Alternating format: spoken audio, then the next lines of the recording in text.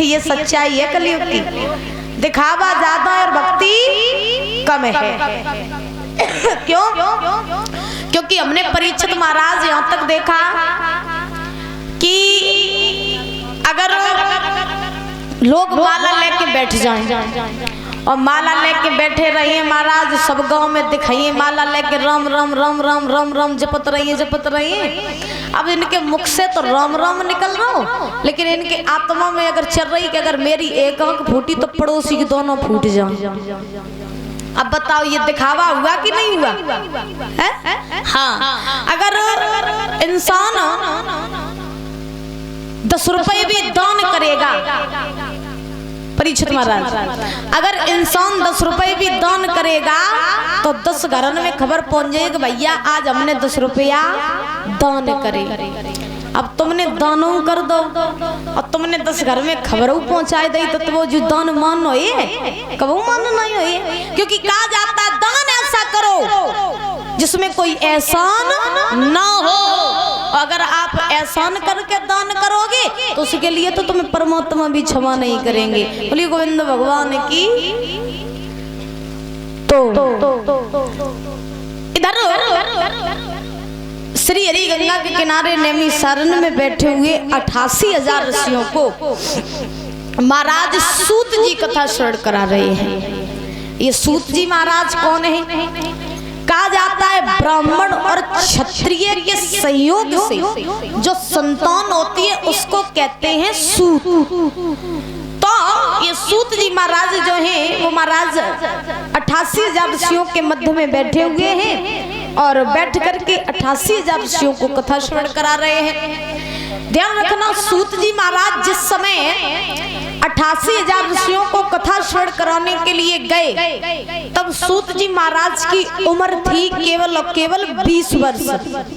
20 साल के थे सूत जी महाराज। और जब सूत जी महाराज 88,000 ऋषियों के समक्ष पहुंचे, मध्य पहुंचे, तो 88,000 ऋषियों ने खड़े होकर के सूत जी महाराज का सम्मान किया। और ये 88,000 ऋषि जो थे इनकी उम्रें कितनी थी इसका अंदाजा कोई नहीं लगा सकता। क्यों? क्योंकि इन 88,000 ऋषियों के सामने पता नहीं कितनी बार कलयुग, द्वापर, त्रेता, सतयुग आया, पता नहीं कितनी बार आकर के चला गया, फिर भी 88,000 ऋषियों की उम्रें नहीं घटी, तो उनकी उम्रों का तो कोई अंदाजा ही नहीं लगा सकता है। लेकिन जब सूत जी महाराज गए हैं ना नैमिषारण्य में 88,000 ऋषियों के मध्य, तो 88,000 ऋषियों ने खड़े होकर के सूत जी महाराज का सम्मान किया।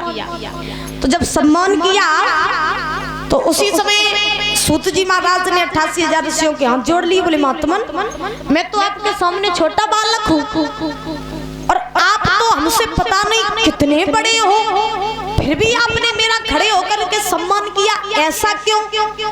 तब 88,000 ऋषियों ने बड़ी सुंदर बात कही कि हे सूत जी महाराज, बेशक आप हमसे उम्र में छोटे हो लेकिन ज्ञान में तो आप हमारे भी बाप हो, इसलिए आप हमसे भी बड़े हो।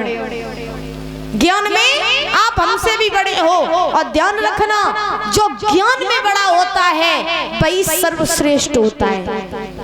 जो ज्ञान में बड़ा होता है ना उसकी उम्र का पता नहीं लगता है। परीक्षित महाराज, अगर 5 वर्ष का बालक भी है ना और 5 वर्ष के बालक के अंदर अगर अथाह ज्ञान है तो उस 5 वर्ष के बालक का भी समाज में सम्मान होगा, क्योंकि सम्मान उम्र का नहीं, सम्मान ज्ञान का होता है। ये बात बड़ी ध्यान रखना। बोलिए गोविंद भगवान की। तो जो ज्ञान में बड़ा है वही दुनिया का सर्वश्रेष्ठ व्यक्ति है, और जो ज्ञान में बड़ा नहीं है वो कुछ भी नहीं है और उसका सम्मान भी नहीं होता है। और भगवान के जो दास होते हैं ना, भगवान के जो भक्त होते हैं, जो संत होते हैं, वो दुनिया में कहीं भी चले जाएं, किसी भी कोने में बैठ जाएं, फिर भी वहां उनकी पूजा होगी।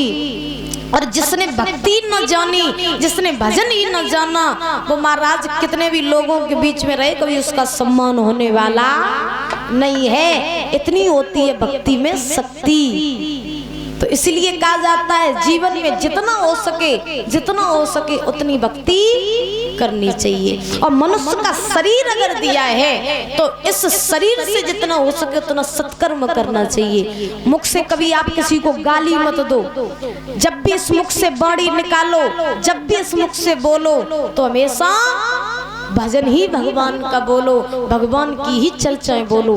इन कान से जब भी सुनो तो किसी की बुराइयां मत सुनो, इन कान से जो भी सुनना हो आप प्रभु का संकीर्तन सुनो, भगवान का भजन सुनो। पैरों से चल के ठेका पे न जाओ, हाँ तो तुम उद्धार नहीं होइए। अगर पैर भगवान ने तुम्हें दिए हैं तो इन पैरों से चल के तीर्थों पर चल के देखो, तब देखो जीवन जीने में कितना आनंद आता है। हाथ तुम्हें बोतल खोलवे का जो नहीं दे कि तुम एक पौआ लेके बोतल खोल दो, तासो नहीं दे हाथ तुम्हें। हाथ भगवान ने इसलिए दिए हैं तुम्हें कि इन हाथों से जितना हो सके उतना दान पुण्य करना चाहिए। कहा जाता है विद्वान यहाँ तक कल्पना करते हैं मनोज भैया,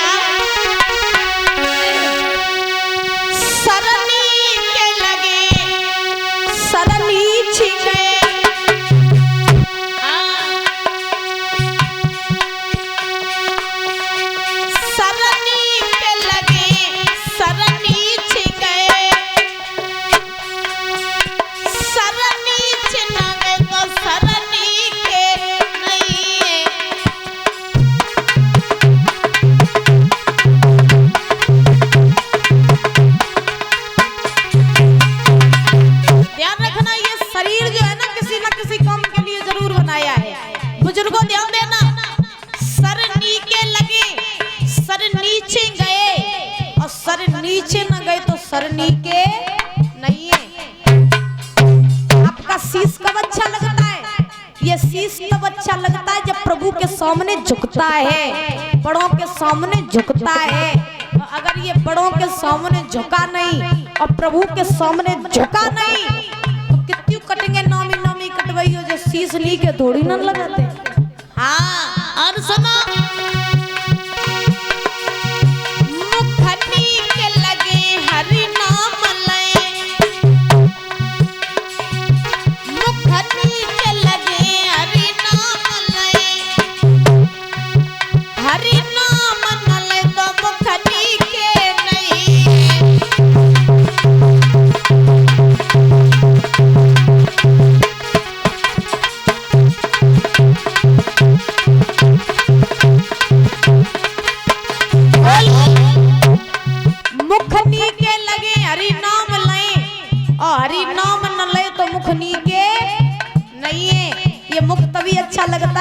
जीव से भगवान का भजन निकलता है, भगवान की चर्चाएं निकलती हैं। अगर इस मुख से तुमने गाली दी, तुमने दूसरों की बुराई की तो जब मुख कबू नीक नहीं लगा फिर चाहे कितने मेकअप करियो।